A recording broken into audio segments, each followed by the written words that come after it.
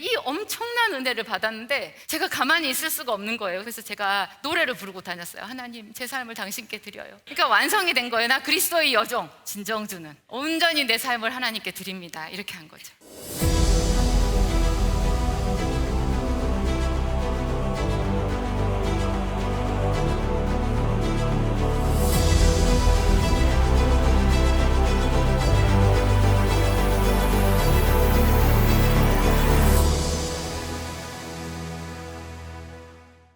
저는 20살에 예수님을 영접했어요. 정말 뜨겁게 영접했어요. 저희 집은 도시 빈민이었고 어머니 아버지는 안정감이 없었어요. 그런데 제가 20살 그 마지막 비극의 끝자락에 정점이 딱 있었는데 그게 저희 아버지의 죽음이었어요. 병원비가 너무 비싸서 장례식도 없었어요. 그냥 한 줌의 제가 돼서 그것을 저희 형제들이 엄마랑 같이 산에 들에 뿌렸어요. 그 아버지가 마지막에 그렇게 비참하게 돌아가시는 거를 보면서 제가 굉장히 충격을 받았어요. 근데 그런 생각을 하면서 제가 전능자이신 하나님을 생각한 거예요. 이 세상이 거저 있을 리가 없다. 이 세상은 분명히 지은 이가 있다. 전능하신 창조주 하나님이 계실 것이다. 그때 제가 기도했어요. 하나님 살아계시면 저를 만나주세요. 그리고 저도 대학 입시에 2번째 실패를 하고는 기적처럼 중앙대학교 약학과에 합격했어요. 얼마 안 돼서 부활절이 됐어요. 부활절 수양회를 딱 갔더니 고린도전서 15장 암송대회를 하는 거예요. 그거를 암송하기 전에 하는 선서가 있었어요. 나 그리스도의 여종 이영희는, 이렇게 시작하는 거예요. 그 말이 너무나 경이롭게 제 뼈를 때렸어요.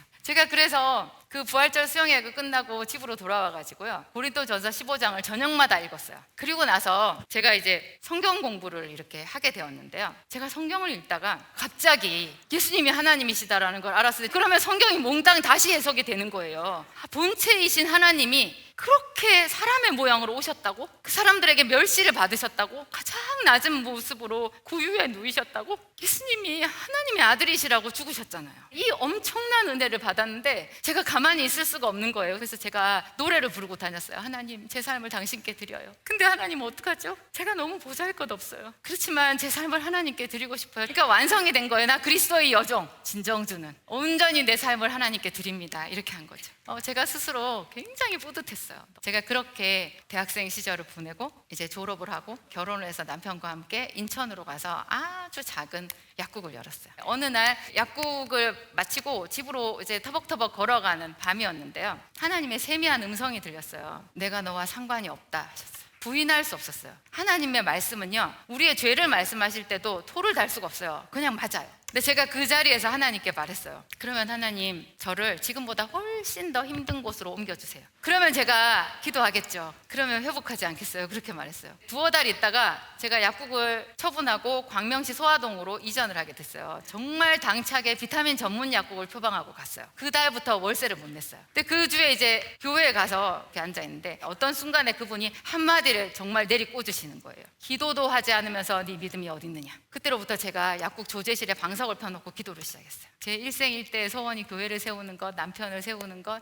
그것이 제 사명이라고 생각했기 때문에. 근데 그 무렵에 제가 소아과 앞에 있던 그 약국에서 거의 쫓겨나오다시피 나왔어요. 그래서 제가 또 하나님께 질문했어요. 하나님, 제가 길을 잃은 것 같아요. 길을 잃었다고 생각이 들었을 때 눈앞이 캄캄했거든요. 근데 생각해보니까 예수님이 길이시더라고요. 놀라운 경험을 했어요. 그해 가을에 예수님이 제 조제실에 찾아오셨어요. 근데 제가 조제실에 들어가면 그곳이 예수님의 임재로 꽉 찬 거예요. 예수님이에요. 근데 제가 이틀째인가 갑자기 번쩍하는 생각이 떠올랐어요. 맞아, 처방전을 달라고 해야지.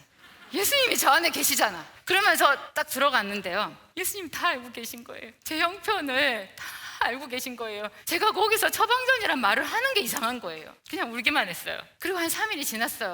근데 예수님이 오셨는데 아무 변화는 없었어요. 저는 똑같이 어려웠어요. 그래서 제가 그때 하나님께 다시 한번 또 헌신의 기도를 드렸어요. 하나님, 제 약국을 하나님께 드려요. 옛날에 제 삶을 드렸는데 지금 또 드려요. 그런데 하나님, 이곳에 복을 주세요. 저는 교회를 세우고 싶어요. 고난을 가장한 축복이 저한테 다가왔어요. 제 여동생이 협심증 응급으로 병원에 실려가가지고 심장 스텐트 시술을 받은 거예요. 근데 이상하게 얘는 병원약이 안 맞아요. 그래가지고 살 수가 없는 거예요. 막 심장 혈관에 경련이 일어나고 얘가 눈물을 흘리면서 저한테 언니가 생약하잖아. 그걸로 나 좀 무슨 약 없겠어? 그래서 갑자기 이 생각이 난 거예요. 어떤 협심증 환자가 저한테 와서 약을 사간 적이 있었어요. 그래서 그 약을 얘한테 줘서 얘가 나았어요. 그리고 그 무렵에 저희 남편이 저한테 당신도 책을 좀 써보지 그래? 제가 1년 동안 책을 썼어요. 그 책을 제가 약국에 오는 손님들한테 무료로 배포했어요. 근데 금방 책 없어지잖아요. 그거 어떡하지 하다가 제가 유튜브를 시작했어요. 이게 6개월 만에 대박이 났어요. 전국에서 사람들이 저한테 찾아오신 거예요. 예수님이 오셔서 일해주신 거예요. 얼마나 감사한지. 제가 구했던 것에 몇 배를 주셨는지 몰라요. 여러분들도 계속 기도해보세요. 시간과 장소를 정해서 여러분 기도하잖아요. 그 장소에 하나님이 먼저 와서 기다리고 계세요.